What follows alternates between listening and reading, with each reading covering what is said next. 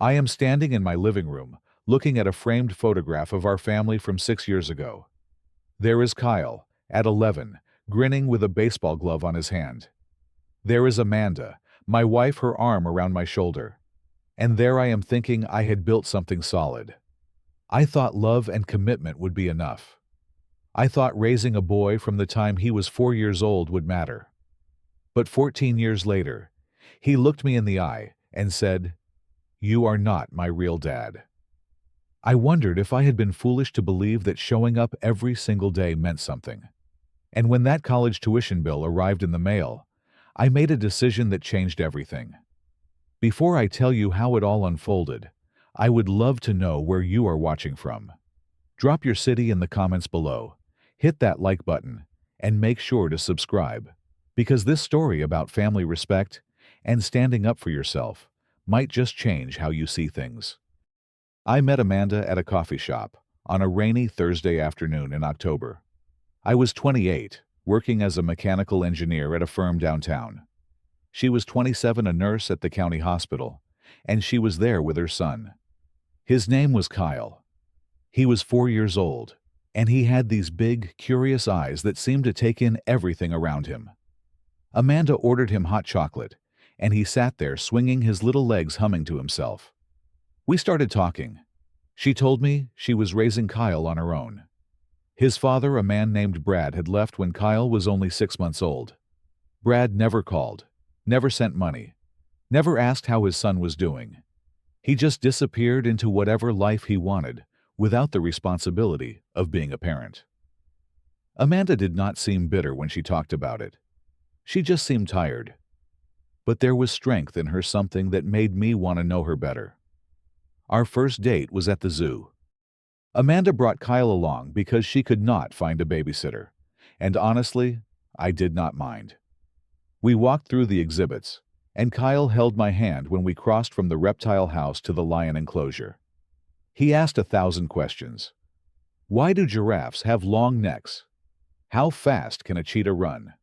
I answered every single one, and by the end of the day, my heart felt fuller than it had in years. A year later, Amanda and I got married. It was a small ceremony at a park pavilion with close friends and family. Kyle was our ring bearer, and he took the job so seriously that everyone laughed when he walked down the aisle with intense concentration on his face. I became his stepfather officially that day, though I never pursued legal adoption. Amanda and I talked about it, but we were worried Brad might come back and create legal trouble. Still, in every way that mattered, I considered Kyle my son. The years that followed were some of the best of my life. When Kyle was 6, I taught him to ride a bike. It was a Saturday afternoon in the spring, and we went to the park 3 blocks from our house. I ran alongside him, holding the back of his seat to keep him steady. When he finally pedaled on his own without my help, he shouted with so much joy that people turned to look. I felt like I had given him something valuable, something he would carry with him forever. I taught him to play baseball. Every Wednesday evening after work, we went to the field near the elementary school. I pitched, he swung, and slowly he got better. By the time he was 9, he made the local Little League team, and I was there for every game, cheering from the bleachers. I helped him with his math homework when he struggled with fractions in 4th grade. I drove him to school every morning and picked him up every afternoon. I went to parent-teacher conferences and helped organize the 5th grade science fair. Everyone at his school called me Kyle's dad, and Kyle himself started calling me dad when he was 7. It felt natural. It felt right. But things started to shift when Kyle turned 13. He became quieter, spending more time in his room with the door closed. I figured it was normal teenage behavior. Amanda reassured me that all kids go through phases, and I tried not to worry. One evening, I asked Kyle if he wanted to go throw the ball around like we used to. He said he was busy with friends online. I felt a small pang of disappointment, but I understood he was growing up. Then, the small rejections became more frequent. Kyle started snapping at me when I reminded him about homework. "I will do it later," he would say, with an edge in his voice. He stopped lighting up when I came home from work. I tried to reconnect. I invited him to movies, offered to take him out for burgers, suggested we work on a project together in the garage. He always had an excuse. I am too tired. I have plans. Maybe another time. I talked to my coworkers about it. They told me it was just part of being a parent to a teenager. Kids push away, then they come back. I decided to give Kyle space and trust that our bond was strong enough to survive this phase. But deep down, a knot of worry started forming in my chest. One night, I was walking past his room and heard him on the phone with a friend. He said, "My mom's husband is picking me up tomorrow." Not my dad.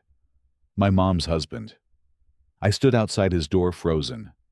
It felt like something inside me cracked. I did not say anything. I told myself it was just a slip of the tongue, but it stayed with me, replaying in my mind during quiet moments. When Kyle turned 14, everything changed in a way I could not have predicted. Brad came back, not physically at first, but through social media. He sent Kyle a message out of nowhere, saying he wanted to reconnect and make up for lost time. Kyle was thrilled. He showed Amanda the message, his face glowing with excitement. Amanda was worried, but she did not want to stand in the way of Kyle getting to know his biological father. I felt uneasy, but I told myself I should support whatever Kyle needed. Brad came to visit a few weeks later. He pulled up in a sleek sports car, dressed in an expensive suit and carrying bags of gifts. He gave Kyle a brand new laptop, high-end headphones, and a pair of designer sneakers that cost more than I spent on groceries in a month. Kyle's eyes went wide. He could not stop smiling. I stood in the doorway, watching, feeling like I was being erased in real time. Brad talked about his life with the confidence of someone who had never faced real consequences. He worked in tech in California. He had a startup that was doing well. He traveled constantly to Japan, to Europe, to places Kyle had only seen in movies. Kyle listened, completely captivated. Later that evening, Kyle said to me, "Brad drives a Porsche. He has been to Japan 3 times." I tried to explain that material things are not what makes someone a good person, but Kyle just shook his head. "You just do not get it," he said. Over the next few months, Kyle and Brad talked on the phone for hours. Brad promised to take Kyle to Hawaii over the summer. Kyle stopped participating in family activities. Dinners became silent, uncomfortable affairs. I tried to start conversations, but Kyle gave one-word answers and stared at his plate. Amanda and I exchanged worried glances, but neither of us knew what to do. The first real argument happened on a Tuesday evening. I asked Kyle to clean his room and take out the trash. He rolled his eyes and said, "Brad told me I should focus on my studies, not chores." I tried to stay calm. "Responsibility is part of growing up, Kyle." He scoffed. "Maybe in your world. Brad is different." I felt anger rising in my chest, but I kept my voice steady.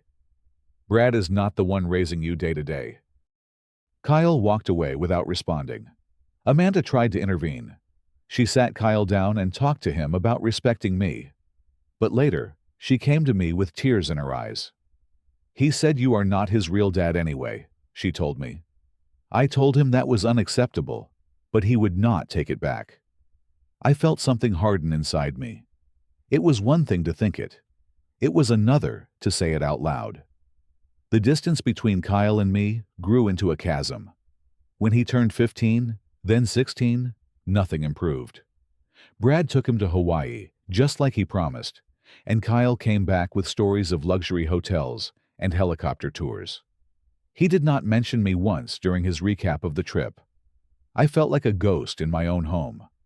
But I kept doing everything I had always done. I paid for his clothes, his phone, his school supplies, his car insurance when he got his license. I still showed up to his soccer games, even though he barely acknowledged me in the parking lot afterward. I was exhausted, emotionally drained, but I kept going because that is what parents do. By the time Kyle was 17 and preparing to graduate high school, the tension in our house was thick enough to cut.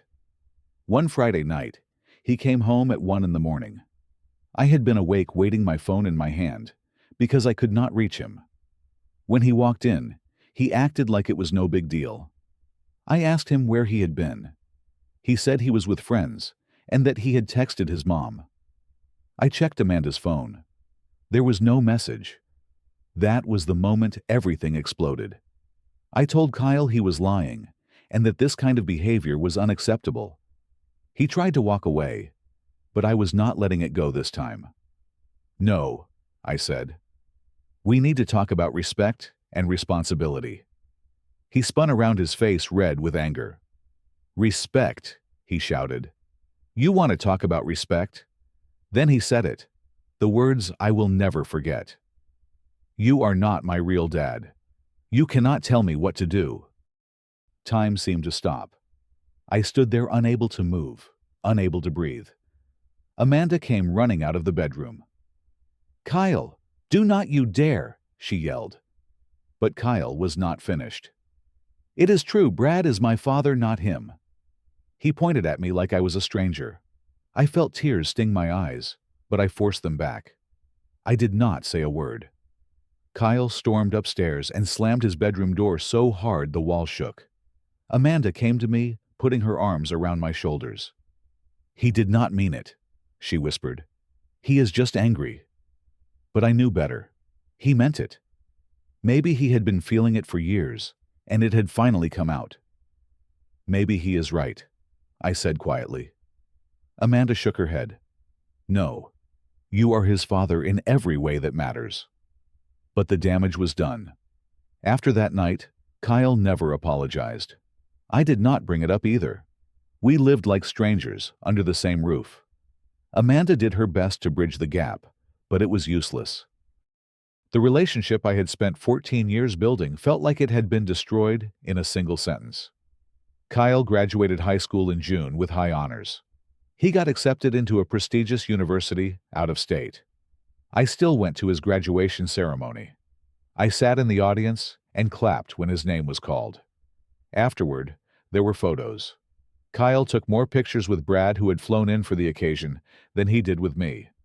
I smiled for the camera, but inside, I felt hollow. Then, the college bills started coming. Tuition was $45,000 per year. Room board and books added another $15,000. That is $60,000 annually. Kyle had earned a partial scholarship worth $10,000, which left $50,000 that needed to be covered. When Amanda and I first talked about college years ago, I had assumed we would help however we could. But that was before everything fell apart. Brad had made big promises. He told Kyle not to worry, that he would take care of everything. "Do not stress, son," Brad had said with that confident smile of his. "I have got this covered." Kyle believed him completely. He did not apply for additional scholarships or look into payment plans because Brad had assured him it was handled. But when the first semester bill came, due reality hit. Kyle called Brad to ask about the tuition payment. Brad did not answer. Kyle tried again the next day. Still no response. He sent emails. Nothing. For 2 weeks, Kyle tried to reach him, growing more desperate with each attempt. Finally, Brad sent a short text message. "Going through some financial issues. Cannot help right now." That was it. No apology, no explanation, no plan. Just a handful of words that shattered Kyle's certainty. Kyle panicked. He called home, and I could hear the fear in his voice when Amanda put him on speaker. "Mom, Brad cannot pay. I do not know what to do. The school is going to drop my classes if we do not pay by next week." Amanda's face went pale. "Come home this weekend, sweetheart. We will figure something out." When she hung up, she looked at me. Kyle knew that "we" meant me. After everything he had said, after all the ways he had pushed me away, he needed me. But the question was, would I help? Kyle drove home that Saturday afternoon. When he walked through the door, he looked thinner, more tired than I had ever seen him. His confidence was gone, replaced by visible anxiety. Amanda had prepared his favorite dinner, trying to create some warmth in a house that had felt cold for months. I sat at the table, watching him pick at his food, saying nothing. After we finished eating, Amanda cleared her throat. "So, Kyle, let's talk about school." Kyle set down his fork, his hands shaking slightly. "Yeah, about that. Brad cannot help with tuition after all." Amanda nodded gently. "I know, sweetheart, but we are a family. We will work it out." Kyle glanced at me, hope flickering in his eyes for the first time in years. I leaned back in my chair. "Work it out how?" I asked, keeping my voice even. Amanda looked at me, surprised by my tone. "Well, I thought maybe we could take out a loan or use some of our savings." I let her words hang in the air for a moment. "Our savings for Kyle's school." Amanda's brow furrowed. "Yes, he is our son." I paused, then looked directly at Kyle. "Kyle, do you remember what you said to me a few months ago?" Kyle would not meet my eyes. I was angry," he mumbled. "You told me I am not your real dad," I said calmly. "I did not mean it," he whispered, but his voice lacked conviction. "But you said it. And you never apologized. Not once." Then I said the words that had been building inside me since that night. "I think you should ask your real father for the money." Silence fell over the room like a heavy blanket. Amanda gasped. "Levi, you cannot be serious." Kyle stared at me, his face drained of color. "But Brad said he cannot." I shrugged. "Then I guess you have a problem." Amanda stood up her chair, scraping loudly against the floor. "He has been your son for 14 years. I looked at her, my voice steady but firm. "No, Amanda. He made it very clear that I am not his father. So I am not responsible for his college either." Kyle's voice cracked. "Please. I am sorry. I really am." I shook my head slowly. "Sorry does not change what you said, or how you have treated me for years. Sorry does not erase the fact that you chose Brad over me every single chance you got." Amanda was crying now. "So you are just going to abandon him?" I stood up, pushing my chair back. "I am not abandoning anyone. I am teaching him a lesson about respect and consequences. Actions have results. Words have weight. If Brad is his real father, then Brad has the real responsibility." I walked out of the dining room, leaving them both sitting there in stunned silence. Over the next week, Kyle tried everything to reach Brad. He called. He texted. He sent messages through every platform he could think of. Brad finally responded once. "I told you I cannot help. Figure it out."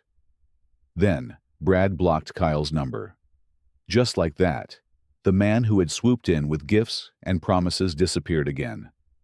Kyle was forced to face a painful truth. Brad had never cared about being a father. He had enjoyed playing the role when it was fun and easy, but the moment real responsibility showed up, he vanished. Kyle had no choice but to handle it himself. He found 2 part-time jobs, one serving tables at a restaurant near campus, and another working the late shift at the university library. Between the two, he worked 40 hours a week on top of his classes. He applied for every scholarship he could find, spending hours filling out applications and writing essays. He managed to secure an additional $5,000 in merit-based aid. For the remaining $35,000, he took out student loans in his own name. He moved into the cheapest dorm available, started cooking his own meals instead of buying food, and cut out every expense he could. That first semester was brutal. Kyle struggled to balance his coursework with his jobs. His grades slipped slightly, though he managed to stay above a 3.0. He was exhausted all the time, lonely and overwhelmed. He wanted to come home, but his pride would not let him. He had made his choices, and now he was living with them. Meanwhile, Amanda begged me multiple times to reconsider. "He is learning his lesson," she would say. "Please, just help him." But I did not waver. "He needs to learn this lesson all the way through," I told her. "If I step in now, he will not understand what he did wrong." Amanda was angry with me for months, and I accepted that. But I knew in my heart that this was necessary. Slowly, painfully, Kyle began to change. By the middle of his first year, he had learned how to manage his money. He learned how to prioritize, how to sacrifice, how to work for what he wanted. He started to understand the value of effort and commitment. And somewhere in the middle of all that struggle, he began to realize what I had done for him all those years. I had not bought him expensive gifts or taken him on lavish trips, but I had been there every single day, through homework and baseball games and teenage arguments. I had shown up when it mattered. The following summer, Kyle asked if he could come home for a visit. I agreed. When he arrived, he looked different. He had lost weight, and there were dark circles under his eyes. But there was something else too. Maturity. Growth. He asked if we could talk, just the two of us. We sat on the back porch, the evening air warm and quiet around us. "I am sorry," Kyle said, his voice barely above a whisper, "for everything I said, for how I treated you." I listened, saying nothing. He continued, the words spilling out like he had been holding them in for months. "I was so stupid. I thought Brad was amazing because he had money and bought me things. But you were there every single day. You taught me to ride a bike. You helped me with my homework. You came to every game, every event. Brad was never there when it actually mattered." Tears streamed down his face. "This past year was the hardest thing I have ever been through. But I needed it. I learned what it means to work hard, to be responsible. You tried to teach me that, but I would not listen. I was too busy being impressed by someone who did not actually care about me." He looked at me, his eyes red and raw. "You are my real dad. You always have been. I am so sorry it took me this long to see it." I felt my own eyes fill with tears. I reached over and pulled him into a hug. "I forgive you, son." He sobbed into my shoulder, and I held him the way I used to when he was small and scared. "I did not do this to hurt you," I said quietly. "I did it so you would understand what really matters. So you would know the difference between someone who shows up and someone who just shows off." After a long moment, I pulled back and looked at him. "I will help with half of your tuition next year." His eyes went wide. "You will?" I nodded. "But you keep your jobs. You keep working hard. You keep learning what it means to earn something." "Deal." Kyle nodded, tears still falling. "Deal. Thank you, Dad." It was the first time in years that the word dad felt like it carried real meaning. Our relationship did not heal overnight. It took time. But slowly, steadily, we rebuilt what had been broken. Kyle came home for holidays, and we talked more openly than we ever had before. He worked his way through the rest of college, and I kept my promise, covering half his tuition while he handled the rest. He graduated 4 years later with honors and a degree in business. I sat in the front row at his graduation, my chest swelling with pride. When Kyle gave his speech at a small celebration afterward, he thanked several people. Then he said, "To my dad, Levi, thank you for teaching me what it means to be a man. Thank you for not giving up on me even when I gave up on you. Thank you for loving me enough to let me learn the hard way." I cried then, in front of everyone, and I did not care. They were tears of relief, of joy, of a father who had his son back. Looking back now, I understand what that whole experience taught me. Love does not always look like saying yes. Sometimes, love means stepping back and letting someone face the consequences of their choices. Being a parent is not just about providing and protecting. It is also about teaching responsibility, respect, and resilience. Kyle needed to learn that words have power, that relationships require effort from both sides, and that real love is proven through actions, not gifts. Brad taught Kyle something too, though not what he intended. He taught Kyle what not to be. Kyle has not spoken to Brad in years. When I asked him about it once, he just shook his head. He showed me what happens when someone only cares about themselves. I do not need that in my life. I did not feel triumphant hearing that. I just felt sad for Brad, for all the years he missed with a son who turned out to be an incredible young man. Family is not always about blood. It is about who shows up, who stays, who teaches you to stand on your own 2 feet, even when it hurts to watch you struggle. And sometimes, the hardest thing you can do for someone you love is let them fall so they can learn to get back up. I know I made the right choice, even though it was painful. Because now, Kyle and I have a relationship built on mutual respect, on understanding, on real love. And that is worth more than anything money could ever buy. So I want to ask you, have you ever had to make a tough choice to teach someone a lesson, even though it hurt? How did it turn out? Leave your thoughts in the comments below, because I would love to hear your story. If this resonated with you, please hit that like button, share this video with someone who needs to hear it, and subscribe for more real-life stories about family growth and second chances. Thank you for listening to my story. I hope it reminds you that love sometimes means being strong enough to say no. Take care of yourselves, and remember that the people who truly matter will always find their way back.